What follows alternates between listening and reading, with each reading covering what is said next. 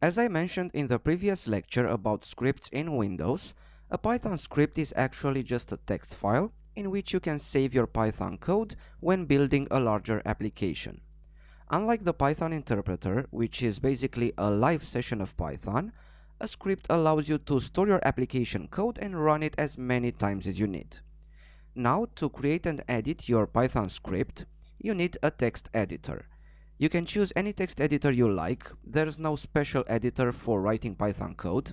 However, some editors do offer additional features when it comes to programming, features such as auto-completion, syntax highlighting, and cross-platform editing, among others.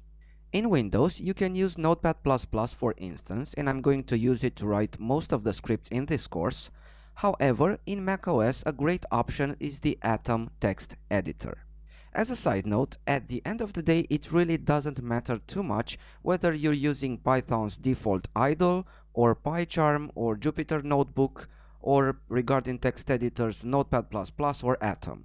I see many students of mine focusing on one IDE or the other, on one text editor or the other, instead of keeping their eyes on the ball, and that is the code.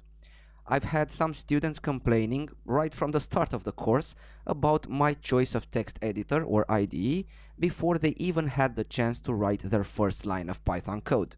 Trust me when I say this, please learn to code, master the concepts, the syntax, the libraries that we're going to use and discuss throughout this course, do your own additional research and testing, solve the exercises and quizzes in the course, save all the notebooks, ask questions, be curious about programming, and then you'll soon realize that putting too much thought into text editor A versus text editor B is really a waste of time.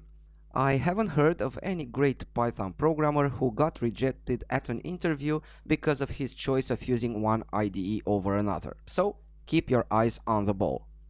Okay, now back to our scripts. To get the Atom editor, just open up your browser and go to atom.io, click on download right here, and then as soon as the download is complete, just install Atom as you would do with any other software package on macOS. You can then open up Atom by simply going to your terminal and typing in Atom. Okay, there it is. It's now time to write your first Python script. Let's do it together. I'm going to use perhaps the most famous Python function, the print function, that does nothing more than to just print the string in between its parentheses to the screen. So I'm going to type in print, open and close parentheses, and in between double quotes, I'm going to insert my string, let's say hello Python. That's it. Now let's save the file using Command S. I'll call this script my underscore script, and very important here, do not ever forget this, I will also add the .py extension. You need to add this extension to every Python script that you create, following the file name of course.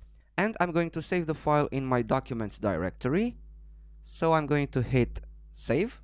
Assuming you did the same, I have to honestly congratulate you, you just built your first Python script. Now, in order to run this script, you can go over to the terminal and type in Python 3 space, and now the path to the file, and of course the file name, including the extension. So that would be documents / my underscore script.py. As soon as you hit enter, the script gets executed, and the hello Python string gets printed out to the screen as expected. Great! Now you know how to properly create, save, and run a Python script. I'll see you in the next lecture.